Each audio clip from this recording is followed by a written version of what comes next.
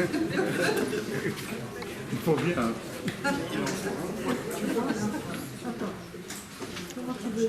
Bien, bonsoir, merci cher public d'être là ce soir.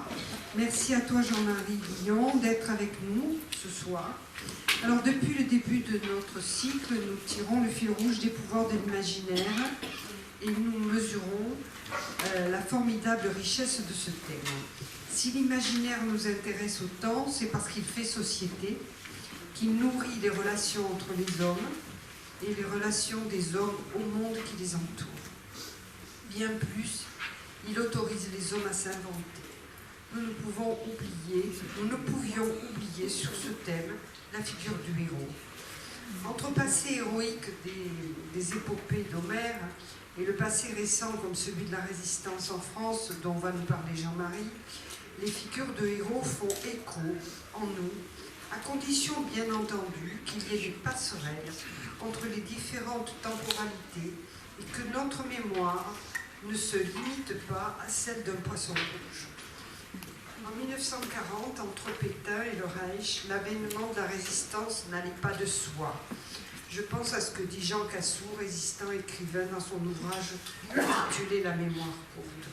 Nous aurions pu verser dans la passivité, l'indifférence, ce que beaucoup ont fait d'ailleurs, mais des femmes et des hommes se sont insurgés et ont créé de toutes pièces ce que nous appelons aujourd'hui la résistance. Jean-Marie en a fait un de ses objets de recherche et nous allons aller au plus près de ces héros grâce au travail scientifique de l'historien.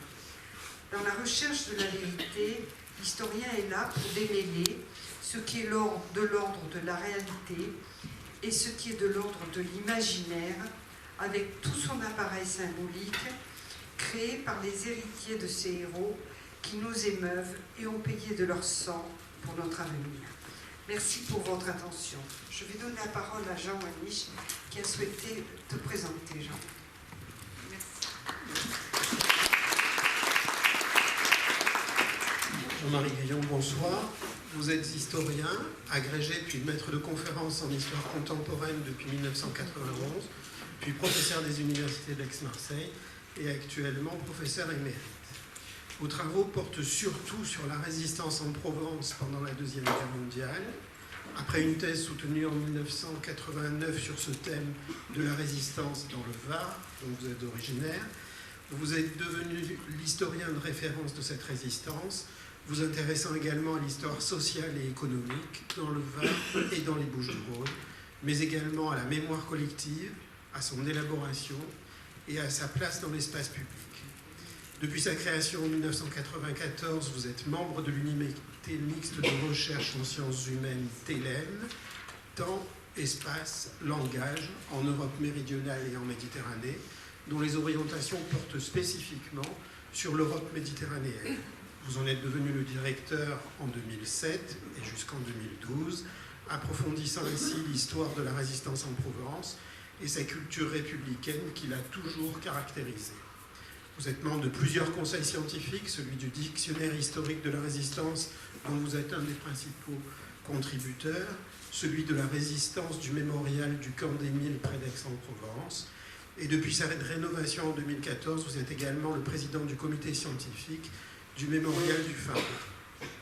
En 2019, vous avez remis aux archives départementales un très important fonds d'archives qui porte votre nom et qui documente les différentes données de recherche dans lesquelles vous vous êtes investi, ce qui va permettre à d'autres de poursuivre encore vos travaux.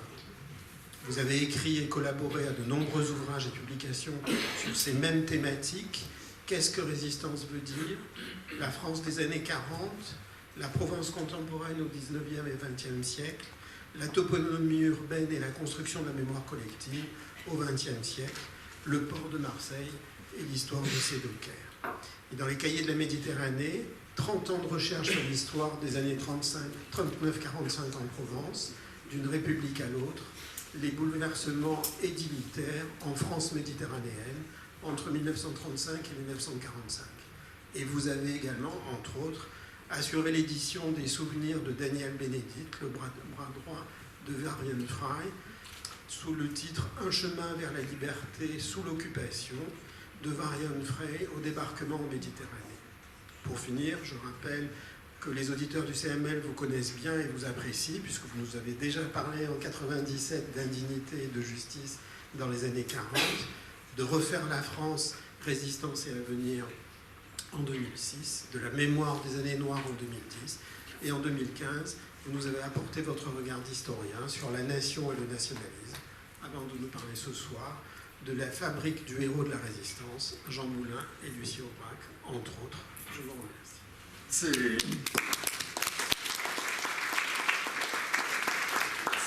C'est évidemment moi qui vous remercie pour cette présentation. Effectivement, ce soir, on va parler de sujets qui touchent à ces thèmes que vous avez évoqués, notamment la construction de la mémoire collective, et puisque ce qui caractérise la résistance, c'est notamment d'avoir fabriqué des héros. Il n'y a pas tant de périodes dans l'histoire récente de notre pays qui ait donné matière à une telle construction.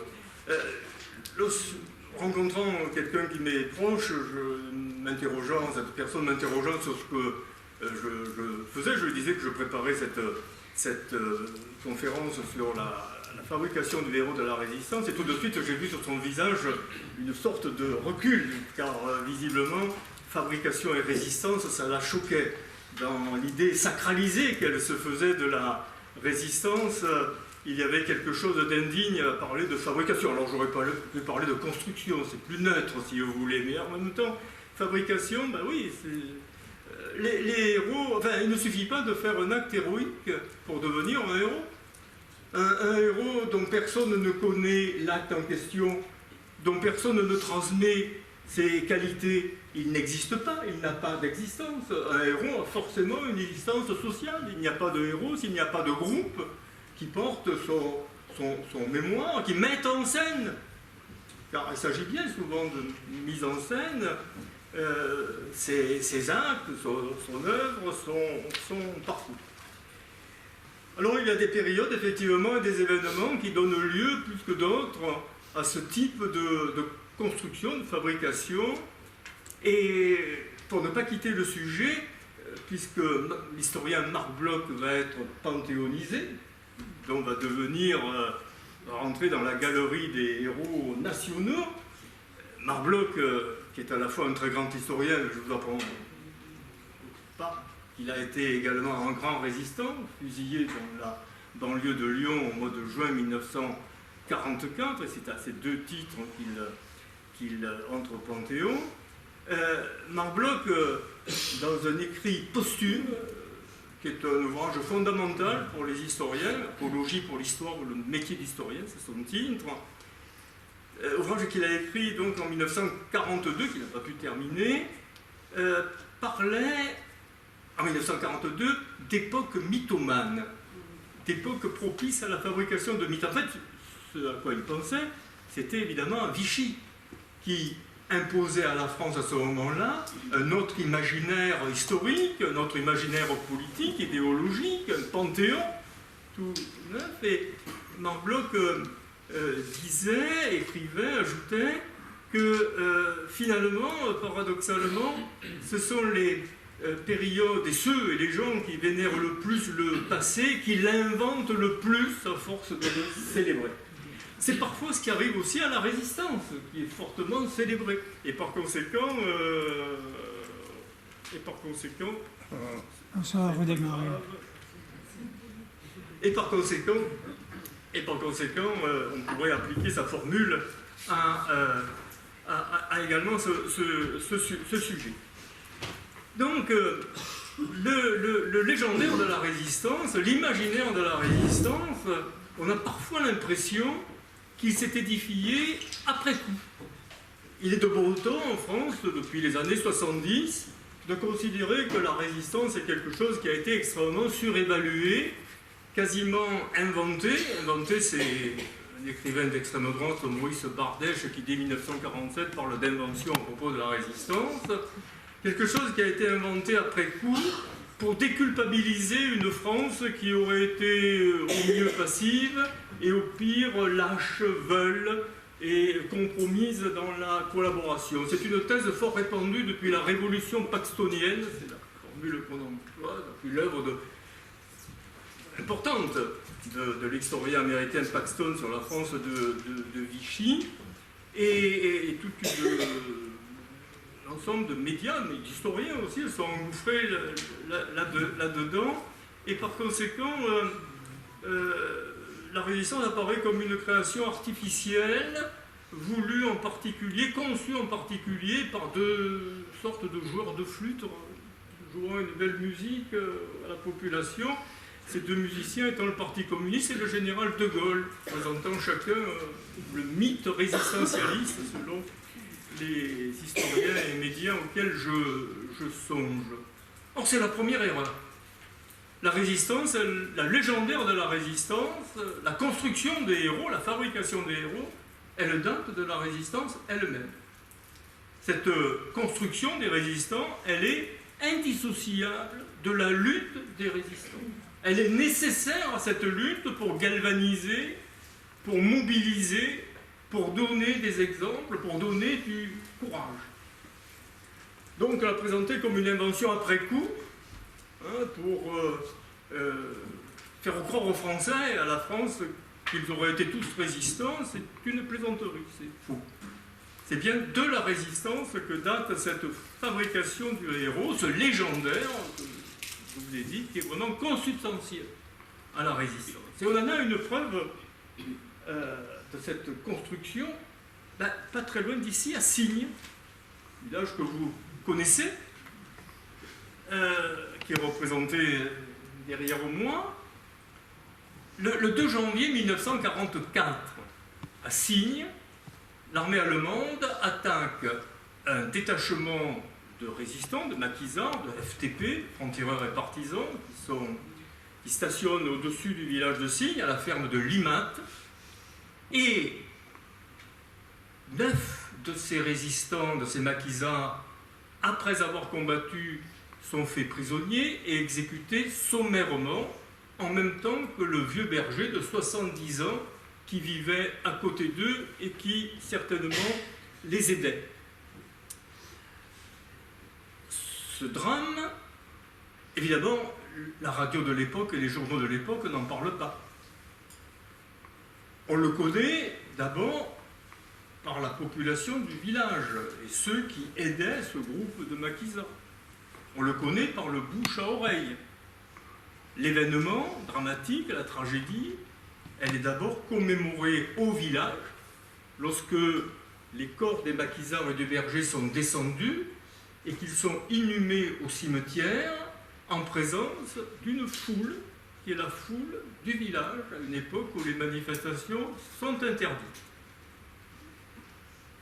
Quelques jours après, ont lieu les obsèques de 2 de ces maquisards au Luc et à Salerne, localité dont tous les deux étaient originaires, avec exactement la même foule. L'événement de Signes est devenu, par le bouche à oreille, par la transmission sous le manteau, un événement quasiment départemental. Les camarades des maquisards, évidemment, diffusent l'information sur la tragédie. Ils appartiennent à la résistance communiste, et la résistance communiste édite des trains de mauvais état, mais enfin, vous voyez, il est diffusé dans la région, il rappelle la tragédie. Et la presse clandestine fait la même chose, presse communiste, c'est Rouge Midi, mais aussi la presse non communiste de la Résistance, et en particulier un journal qui s'appelle Résistance, qui est le journal de la résistance de l'arrondissement de Draguignan, dont s'occupe quelqu'un qui est encore connu dans le Var, c'est Édouard Soldani, qui a été longtemps président du Conseil général à l'époque et sénateur du Var. Et c'était un de ses camarades, socialistes comme lui, qui s'appelle Julien Cazel, qui a été plus tard député du Var et maire de Roquebrune-sur-Argent, qui est allé recueillir le témoignage d'un des survivants de la tragédie. Il y a 3 survivants dans la tragédie, qui ont pu s'échapper. L'un d'entre eux était blessé, il avait été recueilli à Grimaud. Cazel est allé recueillir son témoignage et donne le compte rendu du témoignage dans le journal Résistance de janvier 44, numéro 6 de janvier 44, avec un luxe de détails et déjà une mise en scène héroïque. Les 9 maquisards se sont battus jusqu'au bout, jusqu'à épuisement des munitions, ce qui est possible. On sait que les coups de feu ont été entendus longtemps. L'article dit pendant 7 heures, ça fait beaucoup. Ça fait beaucoup. Ils auraient tué 30 à 40 Allemands et il n'y a pas eu d'Allemands tués. Bon, bref, il y a là-dedans, dans l'article, toute l'héroïsation de l'époque, avec évidemment des exagérations. Il y aurait eu, parmi les Allemands, avec les Allemands, des miliciens appartenant à la milice française du régime de Vichy. Il n'y a jamais eu de miliciens en même temps que les Allemands. Il y avait des auxiliaires français qui n'avaient absolument rien à voir avec la milice. La milice de Vichy, le régime de Vichy est totalement étranger aux événements. Mais dans l'imaginaire de la résistance, avec le peu d'informations que l'on a, vous voyez comment les choses fonctionnent. Cet article, ce journal, par une voie que j'ignore, je ne sais pas par quel biais, c'est un article qui a été diffusé ensuite dans la presse régionale de la Résistance, Provence-Alpes. Mais par canal que j'ignore précisément, cet article est arrivé à Londres. Il est arrivé dans les mains de Maurice Schumann, qui a fait toute une émission, le 8 mars 1944, à la BBC, dans l'émission Honneur et Patrie, où il reprend l'article de Julien Cazelle, le témoignage, avec en ajoutant un luxe, alors les mêmes exagérations évidemment, la même mise en récit, mise en épopée, avec en particulier la figure de Pierre Valselli, ce garçon qui s'est rué, le seul mitrailleur du groupe, Pierre Valselli, rappelez-vous ce nom, il est digne d'armer les bras de centaines de vengeurs, poussant l'héroïsme au-delà peut-être des limites de Verdun. Nous sommes, voilà, dans du Maurice Schumann, mais donc tout l'article est de cette façon, et puis les maquisards faits prisonniers, maltraités, torturés, ont été obligés de creuser leur fosse, ça c'est vrai. Ils sont morts en chantant la Marseillaise. Je ne sais pas où Schumann est allé le chercher, mais on est dans l'imaginaire héroïque, bien sûr, du maquisard qui ne peut pas mourir petitement, médiocrement, mesquinement, en quelque sorte. Et donc, l'événement local est devenu un événement régional et puis un événement national.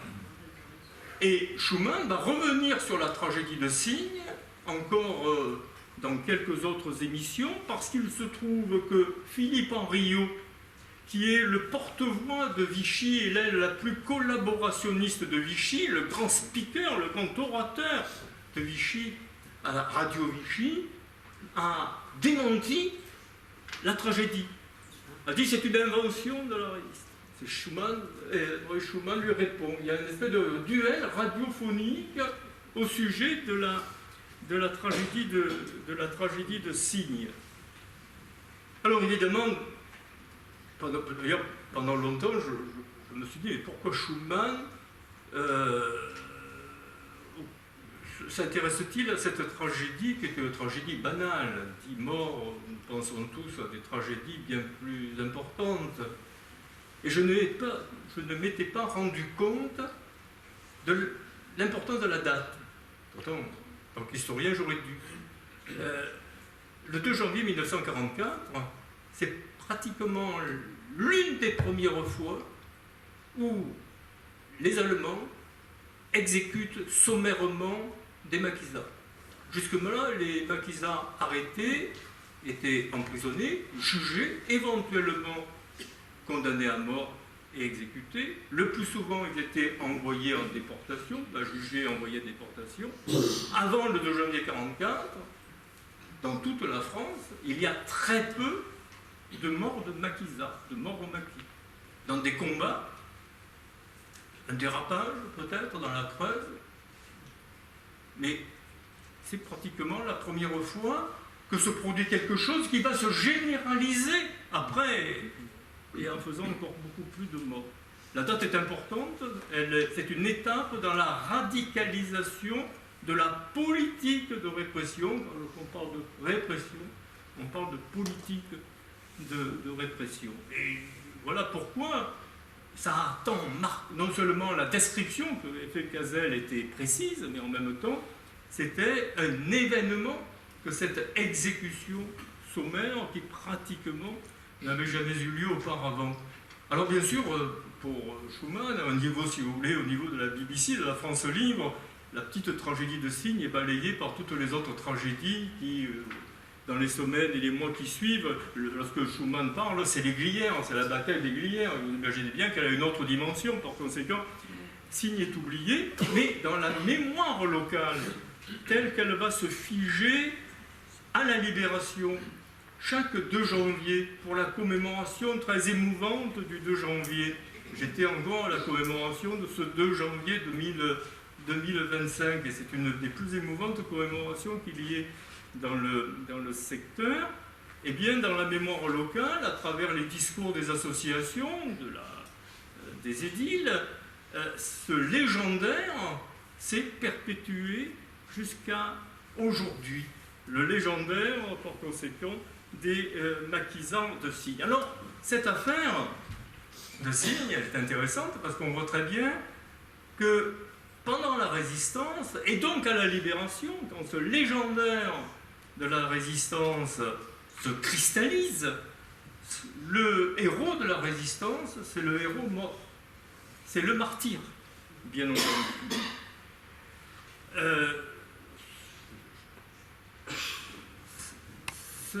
Et cela, évidemment, renvoie à toute une tradition qui date de l'Antiquité. C'est la guerre de Troie. C'est Hector, bien sûr, bien sûr. Tout ça revu et corrigé par la Révolution française, qui s'inspire de l'Antiquité, en passant par les martyrs de l'Église catholique, dont la Révolution française reprend le rituel commémoratif, les cortèges en particulier, va reprendre la Troisième République, la commémoration patriotique, et par conséquent la résistance. Mais ce que l'on célèbre, c'est le héros mort. Et tous les morts de la résistance et de la libération, des combats de la libération, deviennent forcément des héros. Je vous en ai mis quelques exemples. J'étais il y a quelques temps à Cannes, en descendant, pour faire une conférence, et en descendant de la gare, je me suis dit, je l'avais remarqué sans doute, mais j'avais oublié, que toutes les rues qui descendent de la gare, vers le port de Cannes, ont des noms de morts de la résistance ou de la libération de Cannes, et tous, comme Hélène Vagliano, sont héros de la résistance. Ça, c'est un phénomène général. On le voit à Aix, on le voit à Nice avec le père de Carcel, par exemple. Les morts sont forcément, deviennent des héros. Et chaque commune a son panthéon héroïque. Le panthéon, c'est la toponymie urbaine. Ce sont les noms de rues. Les noms de rues, c'est le panthéon local. Et d'ailleurs, pour un historien, la seule lecture des noms de rues éclaire sur l'histoire d'une commune et son évolution, en tout cas jusqu'à aujourd'hui. Aujourd'hui, on met n'importe quel nom, donc c'est compliqué. Mais il fut un temps où les noms avaient une signification. Donc, à la Libération, les panthéons locaux s'enrichissent des héros de la résistance et des combats de la Libération. À ces héros locaux, on ajoute quelques héros nationaux qui sont promus par les partis politiques en particulier, avec notamment l'activisme du Parti communiste, qui à la Libération est le premier parti de France, et puis qui a une culture historique forte, traditionnellement portée vers la commémoration, vers l'intégration de la geste du parti dans une lignée historique. Alors, les héros, le panthéon communiste, c'est d'abord le peuple héros de la résistance, hein, la jeunesse héroïque, les maquisards varois qui publient les classiques, ce recueil de chants et la gravure significative. On a là la Révolution française, la mobilisation, les soldats de l'an 2, Delacroix et la barricade. Enfin, on voit toute cette imagerie à laquelle cela renvoie. Et puis à côté du peuple, qui forcément, il y a des noms. Le Panthéon communiste national, qui est répandu dans les localités à municipalité communiste à l'époque, il est dominé par 3 noms. Une femme, Danielle Casanova, morte à Auschwitz, femme d'un des dirigeants du Parti communiste, Laurent Casanova, qui est un peu la Jeanne d'Arc du Parti communiste dans les années 40. Un peintre fera même un tableau sur la mort de Danielle Casanova. Il y a Gabriel Péry, particulièrement porté dans notre région, puisqu'il est né à Toulon. Vous avez la plaque pour Lafayette de Gabriel Péry. Donc, dirigeant du Parti communiste, journaliste à l'Humanité, le spécialiste de la politique extérieure, fusillé en décembre 1941. Et puis, vous avez Destienne d'Orve.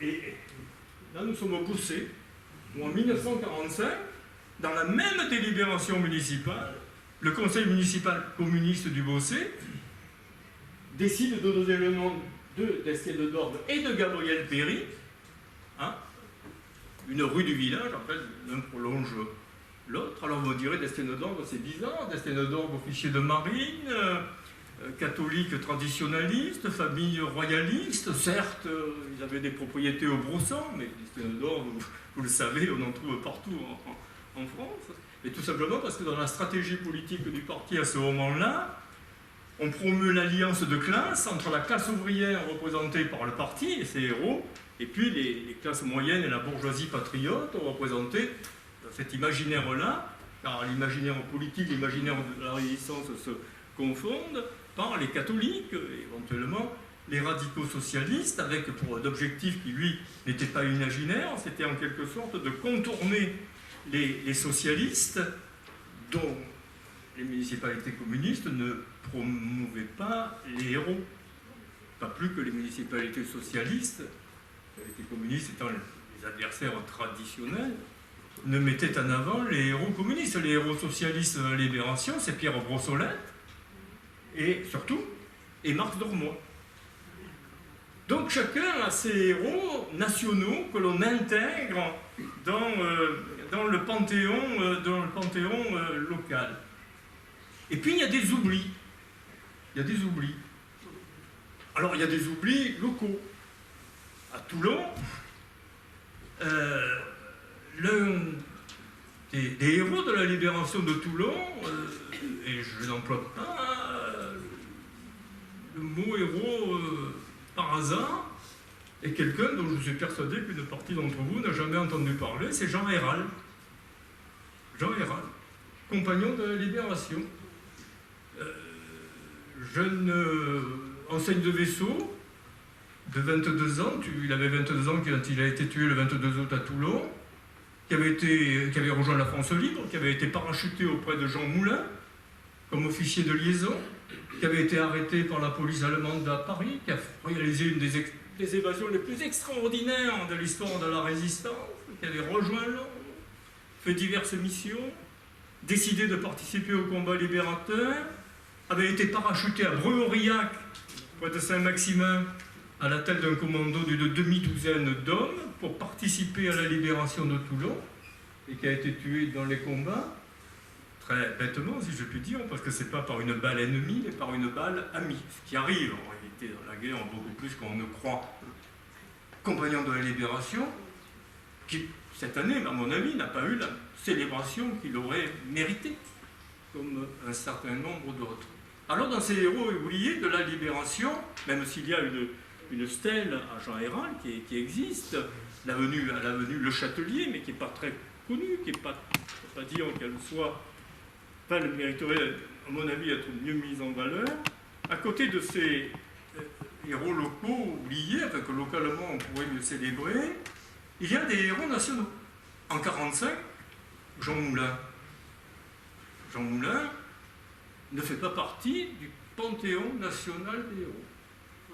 On connaît Monsieur X, on a connu Max ou Rex, ceux qui ont travaillé avec Jean Moulin. Jean Moulin n'est célébré qu'à Béziers, il y est né. Il y avait sa sœur, qui a toujours participé à l'entretien de sa mémoire. Il est célébré à Lyon, parce que quand même un certain nombre de ses compagnons qui avaient survécu aux événements se rappelaient qu'il y avait installé la délégation, son QG en quelque sorte. Il est célébré à Chartres. À Chartres, c'est gauche. À Chartres, où on célèbre le préfet de Raymond, qui s'est conduit héroïquement en juin 1940. Mais on ne célèbre pas le représentant du général de Gaulle, parce que probablement, à Chartres, en 1945, on ne le sait pas. Donc, Jean Moulin n'est pas un héros connu et reconnu en 1945. Jean Nochet, qui a été l'un de ses compagnons dans une émission, le journaliste Jean Nochet, enfin, les gens de ma génération se souviennent peut-être des chroniques à la radio de Jean Nochet. Jean Nochet, dans ses chroniques radio, il en a fait un bouquin, a parlé de Monsieur X. Monsieur X. Et d'ailleurs, entre nous soit dit, lorsque, je fais une parenthèse, lorsque Gaston Defferre a essayé d'être candidat à la présidence de la République dans les années 60, il y a toute une campagne par l'Express, Monsieur X. Et je me suis toujours dit, enfin je suis presque sûr, que le Monsieur X de Gaston Defferre avait quelques rapports avec Monsieur X Jean Moulin, puisque Gaston Defferre a été le dernier grand résistant à avoir rencontré Jean Moulin, juste avant que Jean Moulin soit arrêté à Caluire. Je referme la parenthèse. Donc Jean Moulin, à la Libération, il n'a pas encore émergé. L'émergence de Jean Moulin en tant que héros, incarnation même, plus que ça, incarnation de la résistance, se fait progressivement. En 1900, alors, vous voyez qu'à Toulon, ça date de 1960. Et encore, c'est l'amicale des Languedociens du Var qui a l'initiative de la chose. Alors que Jean Moulin, certes né à Béziers, mais il est absolument provençal. Sa famille est de Saint-Andiol, toutes ses racines sont provençales. Mais la mémoire est portée par les Languedociens. Cette mémoire de Jean Moulin, cette héroïsation de Jean Moulin, elle passe aussi par le timbre. C'est important dans les panthéons. Enfin, j'appartiens à une génération où on faisait encore la collection de timbres. J'imagine que je ne suis pas le seul, ça c'est totalement perdu, ce genre de choses, bien qu'on apprenait beaucoup. Alors Jean Moulin est dans la première fournée, dans la première série de cette série des héros de la résistance. J'en ai mis quelques autres, mais en 1957, lorsque la série est imprimée, il y est au même titre que Pierre Brossolette ou que Honoré des Signes d'Orbe. Et que deux autres, ils sont 5 dans cette première fournée. La série va continuer jusqu'en 1961, il y aura des timbres réguliers, mais Jean Moulin n'est qu'un parmi les autres. Et il faut attendre, bien entendu, mais je ne vous apprends rien, la panthéonisation, la décision du général de Gaulle de panthéoniser Jean Moulin pour que véritablement il devienne le héros de la résistance qu'il est resté, qu'il restera, j'espère, qu'il est resté jusqu'à aujourd'hui. Avec le discours de Malraux, qui est absolument marquant. Je n'ose pas vous le lire, mais on a tous à l'oreille la voix cette voix absolument inimitable de Malraux. Et ce qui sert la mémoire de Jean Moulin, c'est non seulement Malraux, le texte magnifique, avec pas mal d'enflure, mais avec la voix de Malraux, ça passait. C'est non seulement le discours de Malraux, c'est non seulement l'entrée au Panthéon, mais c'est la télévision.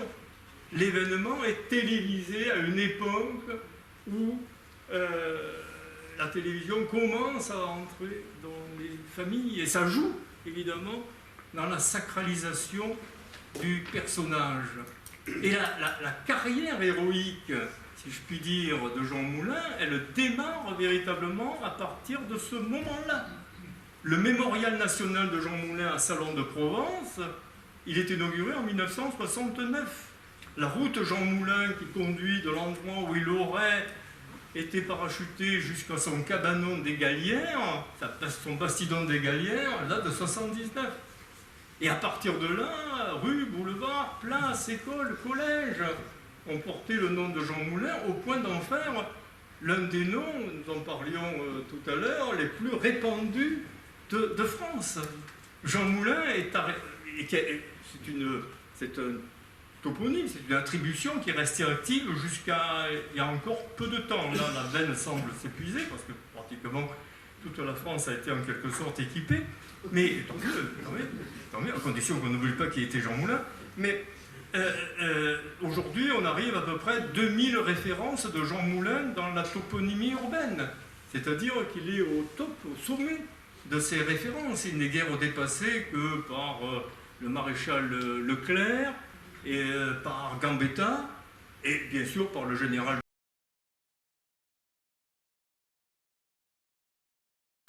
et Pasteur. Mais le général de Gaulle, évidemment, est en tête de très loin. Il est devenu, par conséquent, entre 1964 et aujourd'hui, l'incarnation même de la résistance. Et d'ailleurs, il est resté au Panthéon pendant longtemps le seul résistant qui représentait la résistance dans toute sa diversité. Il a été mis en scène par divers films. Il y en a un, mais on pourrait en citer évidemment d'autres, par des plaques, par des monuments, le mémorial de Salon, vous le voyez en haut, et tout récemment par l'espace Jean Moulin que l'on a inauguré à Saint-Andiol, qui est sa patrie d'origine, véritablement, là où sont enterrés ses parents, là où est sa maison familiale, avec toujours cette même représentation, bien sûr, du Jean Moulin, en fait, qui ne date pas de 1940, mais d'un petit peu avant, qui avait été photographié par l'un de ses amis. Et puis vous avez, même dans le bas, à Bargemont, une grande plaque, tout à fait de style plaque un petit peu héroïque et quelque peu excessive dans le rappel des faits, qui sont quelque peu déformé, mais Bargemont a été un des points de chute, effectivement, de Jean Moulin. Mais je ne rentre pas dans les détails, c'est encore un autre sujet. Jean Moulin, du point de vue des héros, de la construction des héros de la résistance, a été, je l'ai dit, longtemps le seul au Panthéon. De Gaulle a refusé de rentrer, de refuser qu'après sa mort, on transporte sa dépouille au Panthéon. De Gaulle, à la Libération, beaucoup de communes ont décidé d'apposer son nom sur évidemment, pas le nom de Gaulle n'importe où, une grande avenue, un grand boulevard, qui avait été jusque-là, jusqu'à quelques semaines, le boulevard ou l'avenue Pétain. À la Libération, naturellement, c'était De Gaulle. Et De Gaulle a interdit qu'on appose son nom. Alors, quelques communes avaient choisi avant cette interdiction et l'ont conservé, et beaucoup d'autres ont été arrêtés dans leur élan. Ce qui fait que la toponymie gaulienne ne va démarrer qu'après la mort du général de Gaulle en 1970. Au point de devenir, comme je l'ai dit, le principal toponyme urbain, toponyme héroïque sur nos murs, avec plus de 4000 références, vous voyez, pulvérise les records. Alors, évidemment, la mémoire de Gaulle, le héros de Gaulle, il est plus complexe, puisqu'il y a la résistance et il y a la Ve République. Mais c'est une figure composite, et dans tous les cas, la place de la résistance, avec la sacralisation de l'appel du 18 juin, est centrale. C'est le point de départ de l'héroïsation effective et mémorielle de De Gaulle. Et bien souvent, on a redoublé la place ou le boulevard de Gaulle par une stèle spécifique à l'appel du 18 juin, par exemple à Sifour, par exemple à La Valette. Nous sommes à La Valette, Et puis on a évidemment la place du général de Gaulle, et puis cet appel du 18 juin, qui n'est pas le véritable appel du 18 juin, qui a été systématiquement distribué et apposé, et là on l'a apposé, c'est à Garéoul, évidemment sur la place, sous la plaque place du général de Gaulle. Alors, j'en reviens au Panthéon de Gaulle, n'ayant pas voulu, après sa mort, on le conduise au Panthéon. Jean Moulin est resté jusqu'en 2015 le seul représentant de la résistance. Pour De Gaulle, Jean Moulin incarnait l'unité de la résistance derrière lui, rassemblant la résistance extérieure et la résistance intérieure, à une époque, 1964, qui était non seulement le 20e anniversaire de la Libération, mais qui était aussi, espérait-il probablement, la fin d'une période tragique de division des Français, après la guerre d'Algérie. Et l'unité se refaisait autour de la figure de Jean Moulin, et donc de la résistance, dont De Gaulle avait été la principale, le porte-voix et au-delà. En 2015,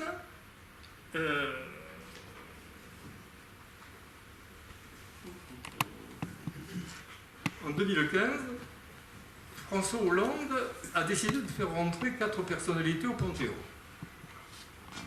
José, ministre du Front populaire, assassiné, qui n'avait pas pu être en résistance puisqu'il avait été emprisonné par Vichy immédiatement.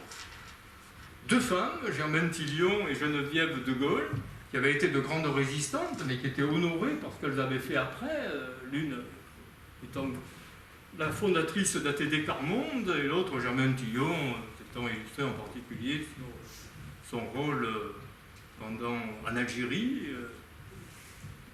Donc elles étaient honorées pour l'ensemble de leur parcours. Et puis Pierre Brossolette.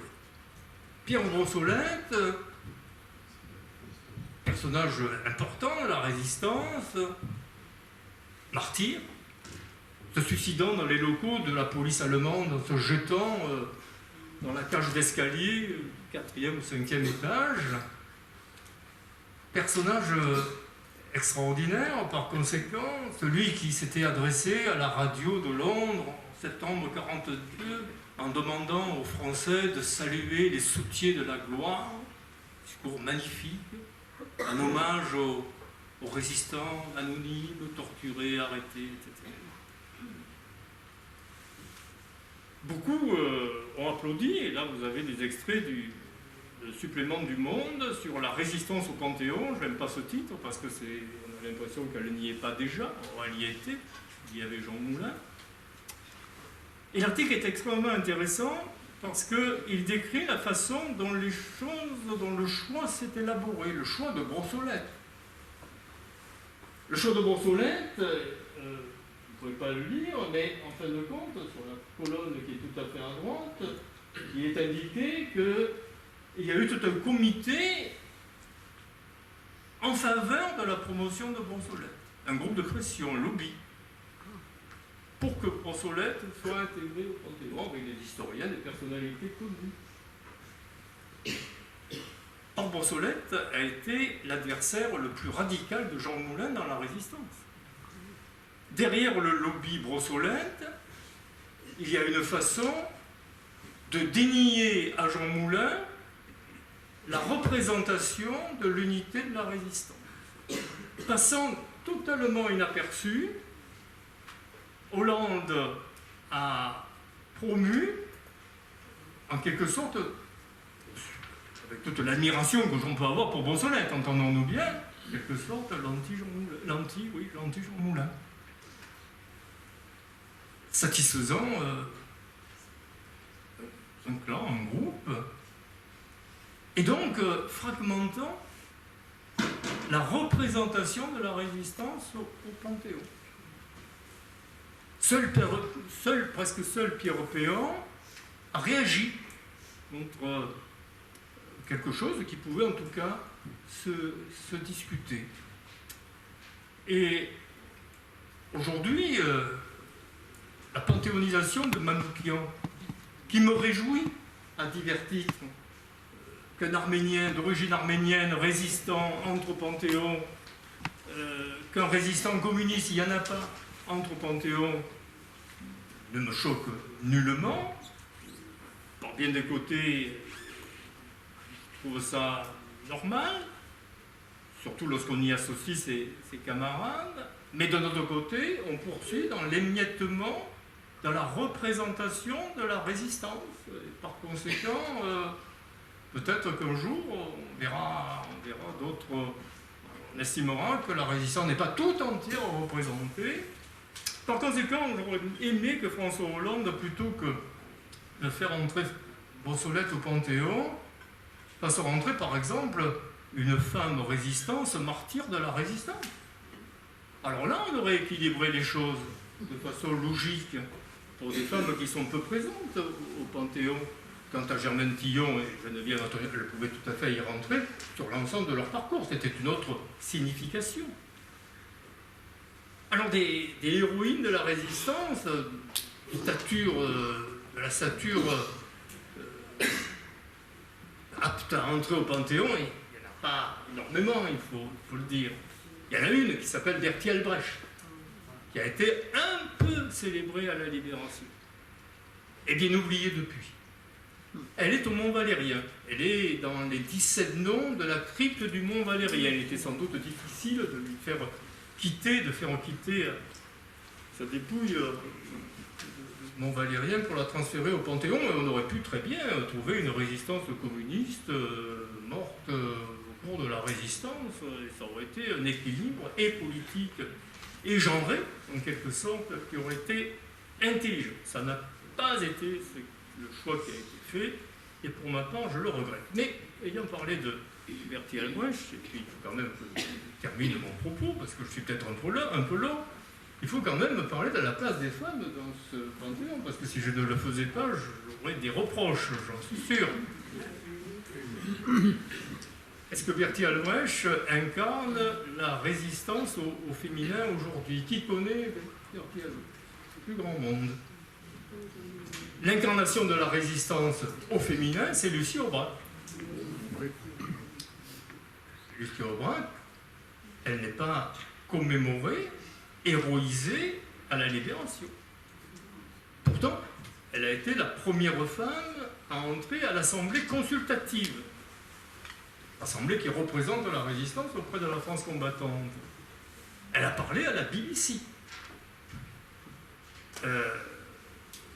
Elle a, cela se sait, fait un certain nombre d'actions tout à fait spectaculaires. Mais à la Libération, on honore d'abord les morts, et puis à la Libération, dans le couple Aubrac, le personnage important, c'est pas Lucie, qui n'a assumé aucune responsabilité dans la résistance, et qui n'a dirigé aucune organisation.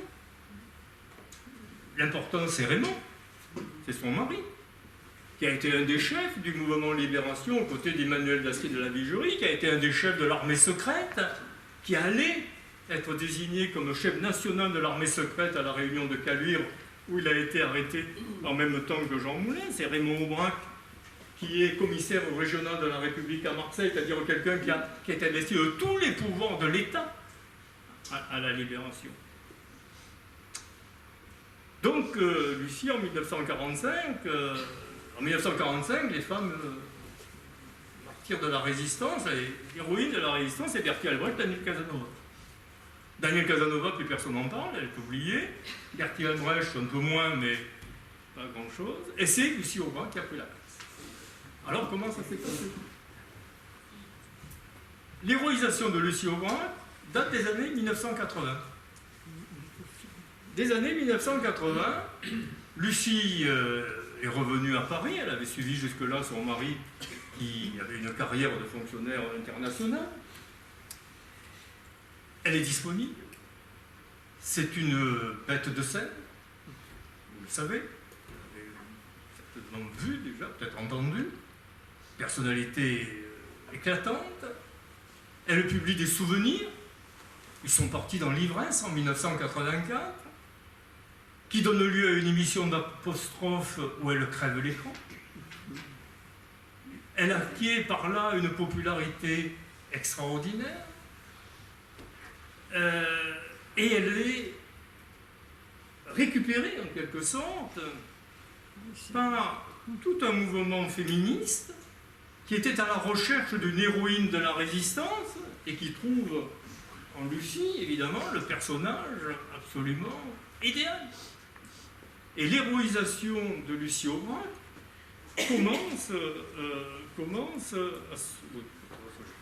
commence à ce moment-là, jusqu'à aboutir au film de Claude Berry en 1997.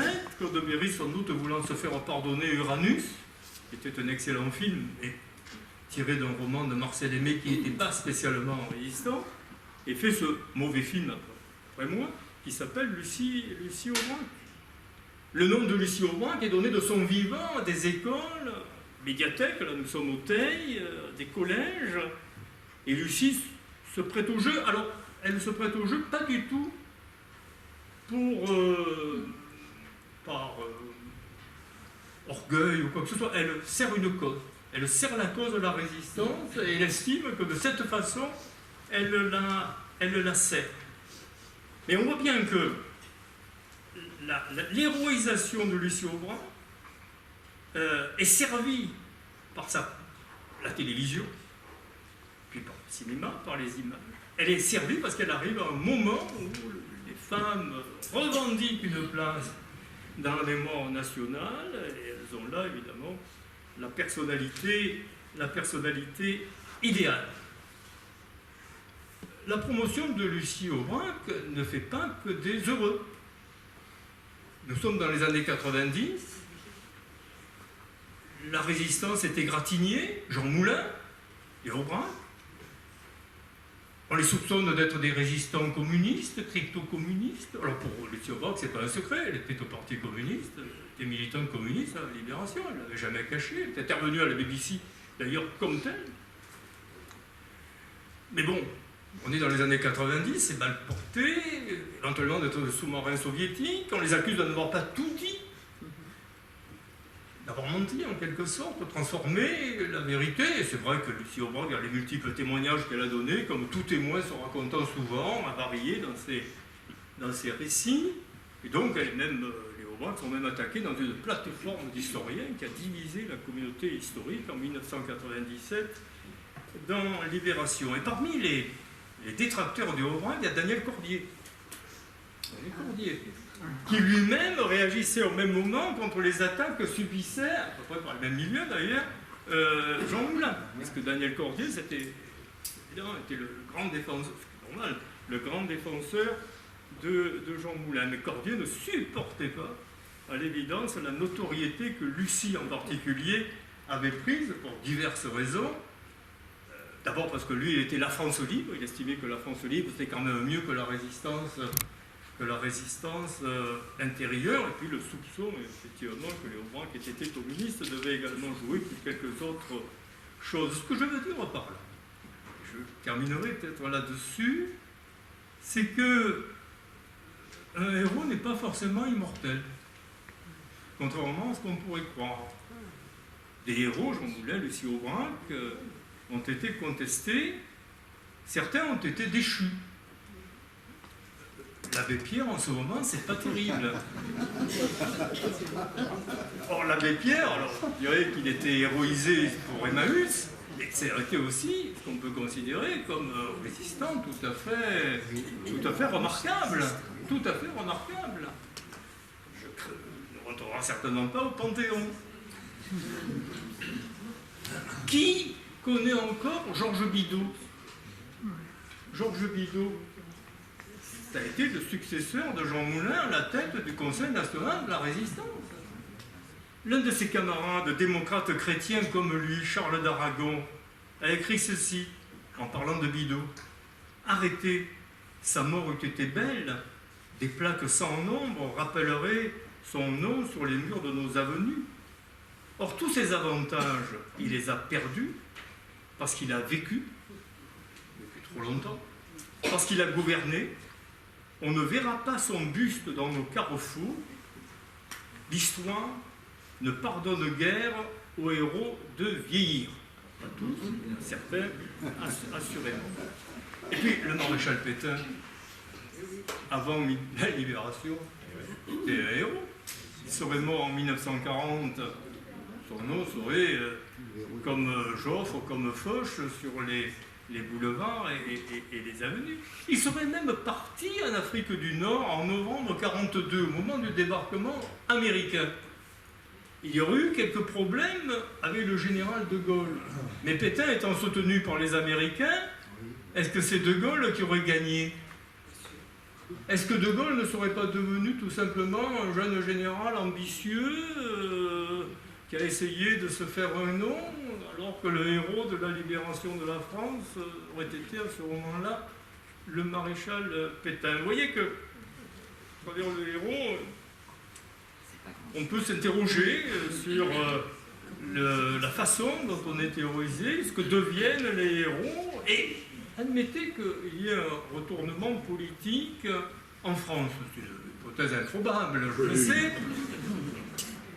que tel ou tel courant, qui n'est pas spécialement issu de la résistance, arrive au pouvoir. Quel panthéon nous proposerait-il? Oh, ils sont prudents.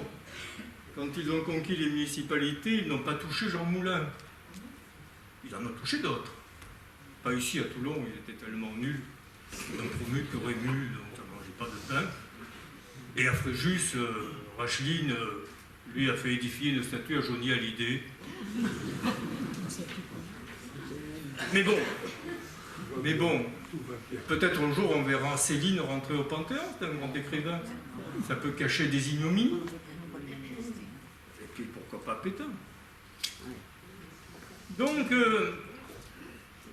l'avenir des héros dépend d'un contexte.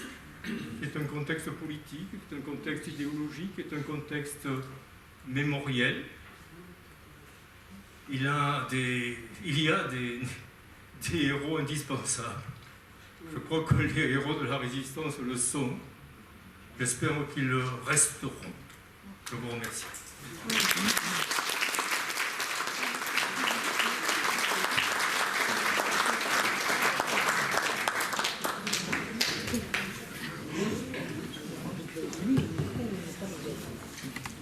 Oui, alors. Je veux bien apporter une précision, s'il vous plaît. Monsieur Jean Hérald. Voilà, je me permets d'intervenir en tant que représentant de la municipalité. Jean Hérald, monsieur Guillon, a non seulement le nom d'une rue, la rue aux 4 chemins des routes, qui est quand même conséquente, mais il a aussi une plaque qui est très bien placée parce qu'elle est placée sur l'école.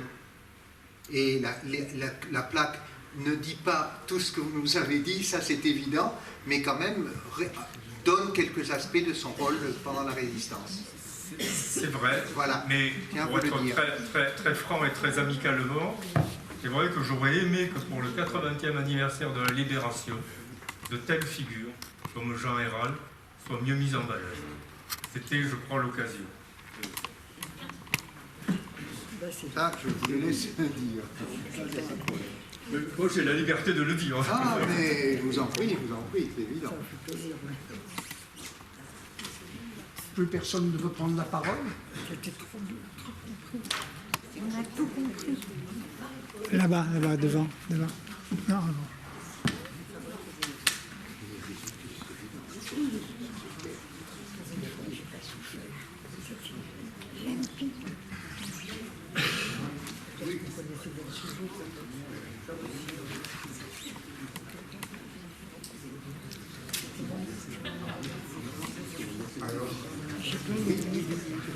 Rassurez-vous, je n'ai pas tout dit. Heureusement. Il faut appuyer au fond.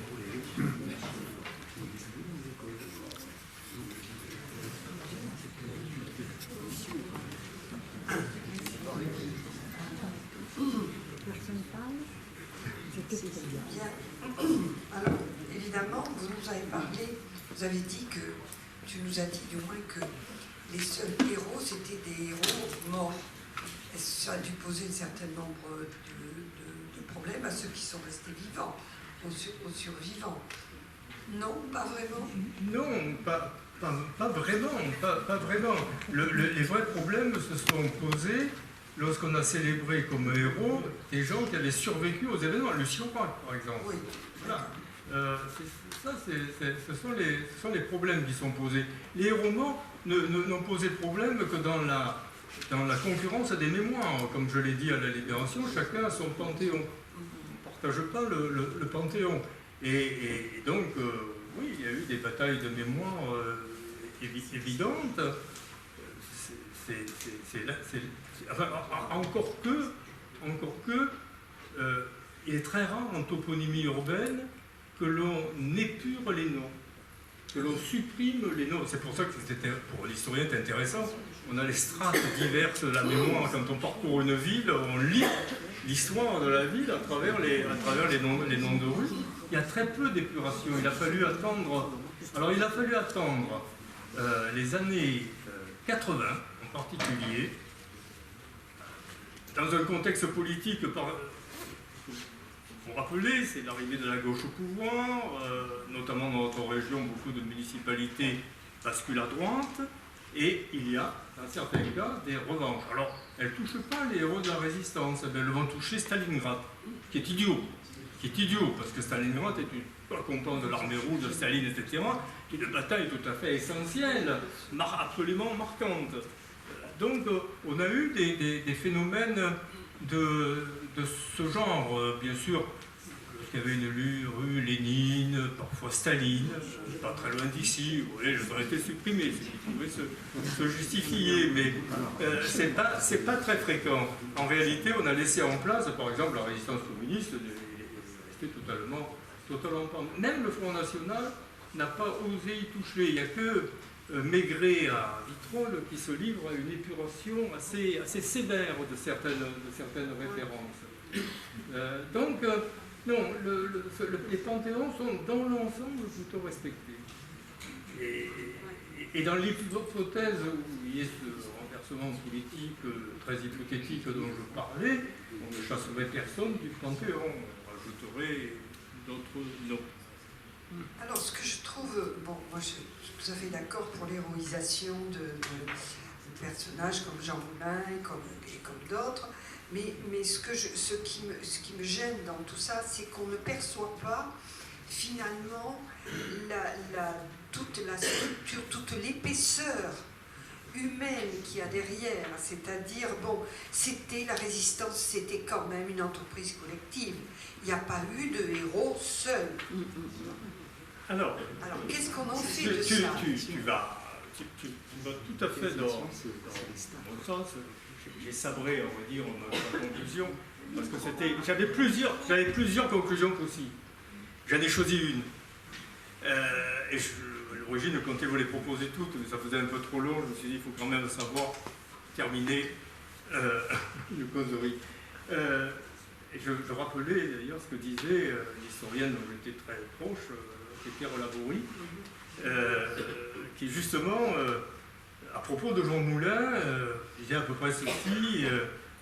Jean Moulin absolument incontestable, de mort absolument admirable, etc., des responsabilités écrasantes, mais il ne saurait faire oublier tout ce que tu dis d'ailleurs, tout ce que la résistance a été, tout ce qu'elle a représenté, et tout ce que nous, historiens, avons essayé, en ramant d'ailleurs à contre-courant, de faire passer, parce que nous étions, nous qui disions que la résistance était un mouvement social d'ampleur considérable, formidable dans sa diversité, nous remions en contre-courant, nous traitait de résistentialiste, ce qui n'est pas exactement un compliment.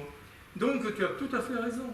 L'héroïsation, elle est indispensable parce qu'elle incarne, elle donne une chair à quelque chose.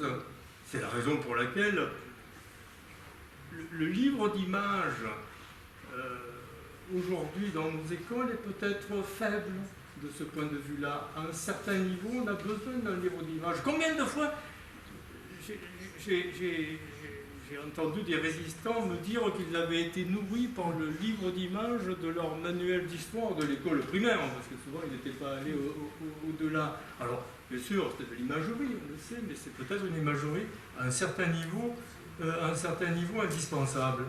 Donc, le héros de la résistance, il ne faut pas qu'il cache le reste, bien évidemment, tu as tout à fait raison. Et puis je voulais te poser une dernière question, enfin te dire une dernière chose. J'ai l'impression au fond que l'histoire est aussi intéressante dans ce qu'elle montre que dans ce qu'elle ne montre pas. Alors, ce qu'elle ne montre pas, ça mériterait d'être commenté. Elle ne montre pas, par exemple, la place des femmes dans la résistance. Ah, est-ce que c'est une vérité ou est-ce que c'est une représentation que tu te fais?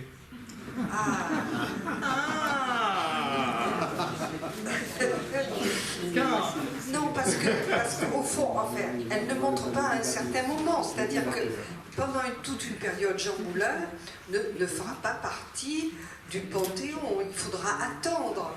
Donc, c'est là où est toute la question du temps pour l'historien. C'est-à-dire à quel moment on va se saisir d'un personnage pour le panthéoniser, le mettre en lumière. Et c'est ça, et au fond, c'est là que se construit tout l'imaginaire d'une histoire, quand même, aussi. Oui, mais de toute façon, l'historien travaille forcément sur des sources. Il n'invente pas de sources. S'il n'y a pas de sources, il n'y a effectivement pas d'histoire. Ensuite, il y a des questions. Et il est certain que les questionnements sur le genre, en particulier, nous ont amenés à reprendre les dossiers d'une autre façon que nous les envisagions au départ. Ça c'est évident. Et il se trouve que j'ai pas mal travaillé sur la résistance au féminin, étant là aussi à contre-courant, y compris de l'historiographie féministe, à qui je reprochais, ce qui n'était pas bien vu, de contribuer à l'héroïsation de la résistance des femmes. C'est-à-dire qu'en refaisant les mêmes travers qu'une héroïsation masculine, au lieu de chercher ce qui était de spécifique dans le comportement féminin en résistance. Parce que faire de Lucie Aubrac l'incarnation de la résistance féminine, c'est un non-sens, quelle que soit l'admiration que l'on peut avoir pour elle. Les actions célèbres de Lucie Aubrac, ce sont des actions de type masculin. C'est l'évasion de son mari à la tête d'un coup franc. C'est pas représentatif de la façon dont les femmes ont participé massivement à la résistance. Alors, évidemment, on va à l'inverse. Pourquoi les femmes auraient un tel type de comportement plutôt que tel autre? Mais parce que tout simplement, les femmes résistantes, mais nous sommes, le travail d'historien, c'est essayer de faire comprendre ce qui se passe à un moment donné qui est différent du moment dans lequel nous sommes. Or, dans les années 40, les femmes résistantes, ce sont des femmes de résistantes et des filles de résistantes. Très peu de femmes autonomes, comme nous les promouvons naturellement aujourd'hui. Et donc, les héros de la résistance, comme les héros de l'histoire en général, ce sont des combattants. Ils appartiennent majoritairement à deux mondes qui, dans les années 40, ne sont toujours pas des mondes féminins. C'est le monde du militaire, qui n'est pas un monde féminin, même aujourd'hui, même s'il y a quelques progrès, ça reste un monde très masculin, et c'est le monde politique. Donc ce sont deux domaines dont les femmes sont exclues. Et par conséquent, si on veut trouver une résistance spécifique aux femmes, eh bien c'est dans les gestes maternels. Dans les gestes maternels qu'on va les trouver. Les femmes, elles vont soigner, elles vont héberger, elles vont servir d'agents de liaison, elles vont assurer la logistique. J'ai parlé des maquisards, des limates, des maquisards rescapés. Le rescapé que Julien Cazelle va interroger à Grimaud, il a été blessé à Signes. il a été recueilli par des gens de signe. Il y avait des femmes là-dedans. C'est probablement elles qui l'ont soigné. Il a été transporté jusqu'à Grimaud, clandestinement, par des femmes et des hommes. Il a été soigné à Grimaud par le médecin de l'hôpital de Saint-Tropez et des infirmières femmes. Je veux dire que la participation des femmes à des actes qui ne sont pas des actes spectaculaires, elle est massive. Et si on veut retrouver leur place, c'est dans ces gestes-là. C'est ce qu'ont bien compris d'ailleurs les historiennes italiennes qui ont été pionnières dans le métier, avec cette image de la mamma italienne qui va recueillir les partisans, les aider, les aviateurs qui tombent, qui ont été abattus et qui tombent, qu'elles aident, ou les prisonniers évadés. Mais évidemment, ces canons-là ne sont pas les canons de la femme d'aujourd'hui. Et donc, en disant ça, je heurte un certain nombre de choses. Les résistantes au féminin, pour moi, ce sont les ménagères qui manifestent pour pouvoir manger. Les manifestations sont interdites. Les premières manifestations de rue, ici, à Toulon, quand notre région était une de celles où il y a le compte le plus de manifestations de ménagères, ce sont des manifestations de femmes qui réclament, parce qu'il n'y a rien sur le marché. Et ces manifestations qui sont au départ spontanées vont être intégrées ensuite à la résistance. Alors évidemment, ce n'est pas la lutte armée. Lorsque je fais le décompte des morts de la résistance, des morts violentes dans la résistance, je trouve très peu de femmes. Très peu de femmes. Ça ne veut pas dire qu'elles n'étaient pas présentes de l'autre. Merci.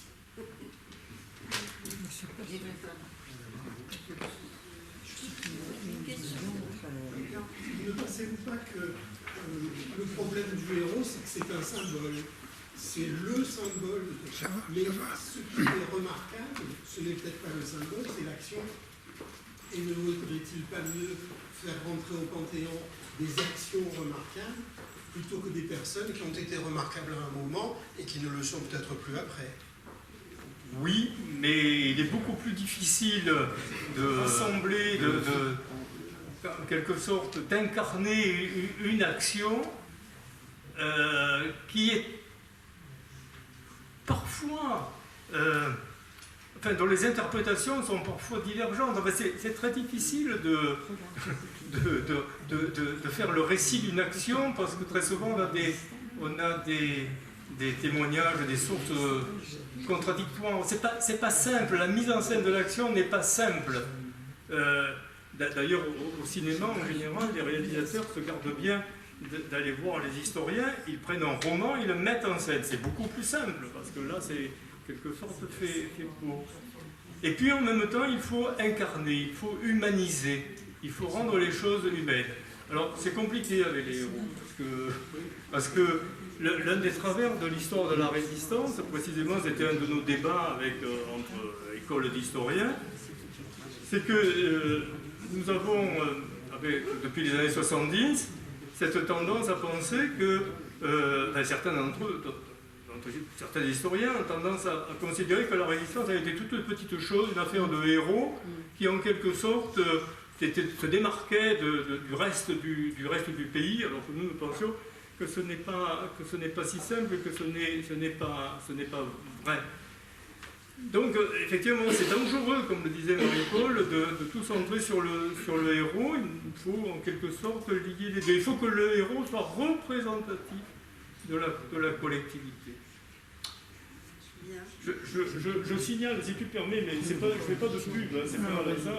Ma dernière production, j'ai pas d'intérêt, j'ai pas de droit d'auteur, ni rien, c'est gratuit, hein, ce que je fais, c'est pour montrer comment le type de résistance, le type d'histoire de la résistance que je fais, ça s'intitule La résistance au village. C'est la publication du journal d'un secrétaire de mairie d'un petit village du Vaucluse. Ce secrétaire de mairie, il n'a aucun titre de résistance. Il n'a jamais fait la demande d'ailleurs. Il aurait fait, peut-être qu'il aurait eu. Mais il n'a jamais fait la demande. Sauf que quand les résistants ont besoin de faux papiers pour les réfractaires, pour le ravitaillement, ils vont le voir. Et il le fait. Lorsque des réfugiés juifs sont au village, ont besoin d'un hébergement, il s'en occupe. etc., etc.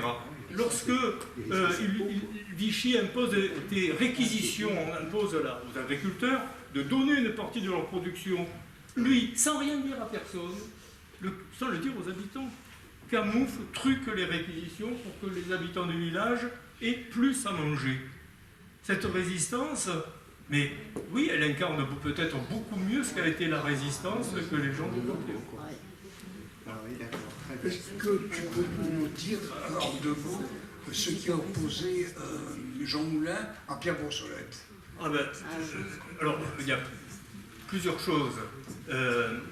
Pierre Brossolette entendait reprocher à Jean Moulin d'avoir introduit les partis politiques résistants au sein du Conseil national de la résistance. Et Jean Moulin lui reprochait d'avoir, à son insu, pris contact avec le Parti communiste et les organisations satellites du Parti communiste avec lesquelles Jean Moulin avait des contacts, et il n'aimait pas qu'on passe évidemment dans le dos. Et ajoutons, ce qui est fondamental, c'est que Brossolette aurait voulu avoir les responsabilités de Jean Moulin. Oui. Et lorsqu'on lit par exemple les souvenirs de Jean Ayral, Jean Ayral, Oui. le héros toulonnais, de la libération de Toulon, a laissé un cahier de souvenirs, et notamment, comme je l'ai dit, ce jeune homme a été qui était d'un milieu traditionnaliste catholique, un peu comme Daniel Cordier, qui se trouve à côté de Jean Moulin, qui était au contraire un laïc, raconte les scènes violentes entre Brossolette et Jean Moulin auxquelles il a assisté. On ne peut pas imaginer les tensions qu'il pouvait y avoir. D'ailleurs, l'un des principaux mythes de la résistance, c'est le mythe de l'unité de la résistance. Oui. Excusez-moi, mais une question, il ne va plus y en avoir des héros. Alors, c'était aussi une autre de mes conclusions. C'est-à-dire, qui sont les héros d'aujourd'hui? Et d'ailleurs, lorsqu'on examine le panthéon toponyme, les toponymes, les noms de rues, on voit bien que depuis les années 80, ça flotte. Désormais, il y a des caméras partout. Il y a même le smartphone. Donc, il n'y a plus de séparation entre la vie privée et la vie publique. Et vous savez très bien, comme on disait à propos, je crois que c'est le valet de chambre de Victor Hugo qui disait que pour un valet de chambre, il n'y a pas de grand homme. À partir du moment où la caméra est partout, la politique est désacralisée. Elle ne peut plus fournir de héros. Alors, quand on en trouve, on va les chercher ailleurs. Nelson Mandela, Allende, Sakharov, Navalny, j'aimerais bien, mais jusqu'à présent, je ne vois pas grand-chose. Je crains que dans quelques années, il y ait davantage de rue Trump ou Poutine que de rue... Donc, on va se tourner dans les années 80 pour les noms de rue, par exemple. C'est vraiment significatif vers des sportifs, y compris encore vivants, alors que la tradition républicaine, c'est qu'on fait rentrer au Panthéon autant que possible que des héros morts, qu'après la mort, en tout cas, des gens. On fait rentrer des sportifs, des chanteurs, j'ai parlé de Johnny Hallyday tout à l'heure. Donc on se tourne dans des figures qui n'ont pas grand Oui, mais sens. excusez-moi, mais quand on parle de héros, il y a quand même une sacralisation du personnage et une sacralisation de l'œuvre accomplie. Tout à fait. Mais à partir du moment où on fait des cérémonies commémoratives télévisées à tire-larigot, on désacralise le héros. De la même façon que quand il y a trop de commémoration, la commémoration perd de son intérêt. Et pour la Deuxième Guerre mondiale, pour les élus le savent bien, combien c'est compliqué. Hein. La bataille des mémoires a abouti à un émiettement des commémorations, alors que la logique aurait été voulue qu'on s'en tienne à une commémoration qui ait tout son sens. Et de la même façon, probablement par la télévision, par le biais des cérémonies, on a vu se multiplier désormais les hommages, un peu à des gens certes tout à fait respectables, mais enfin, à peu près tout est sur le même niveau. Il y a un nivellement là qui est extrêmement dangereux. Donc la fabrique des héros ne fonctionne plus vraiment, sauf chez ceux qui possèdent les moyens de contrôler les réseaux sociaux. et on voit que ça marche. Le héros d'aujourd'hui, je le freine, c'est Musk. Ça, c'est encore plus dangereux que l'absence de héros. Désolé de terminer comme ça. Ça plombe, ça. Mais enfin, bon, c'est quand même magnifique, cette période d'Arista.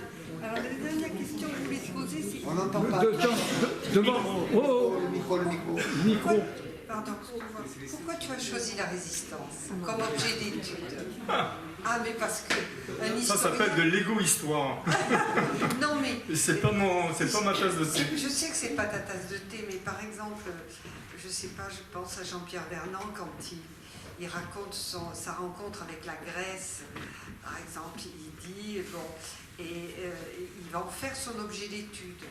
Et qu'est-ce qui, je sais pas moi, je pensais à Stefano Doruso qui va se parler beaucoup de la guerre de 14 parce que son grand-père a été...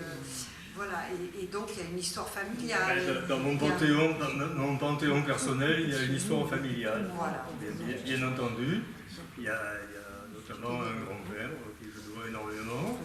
Et lorsque je publie ce récit ce journal du secrétaire de mairie de Saint-Saturnin, cet homme qui ne sortait pas de son village, mais qui était curieux de tout ce qui se passait dans le monde, qui vivait la République au niveau de son village, je retrouve mon grand-père. Et ça marque. Puis après, il y a des choses plus triviales, c'est que personne ne travaillait sur le sujet. Et que par conséquent, c'était tant mieux pour moi, je pouvais travailler dessus. Nous, on est très contents que tu aies travaillé sur le sujet. Merci. Bravo.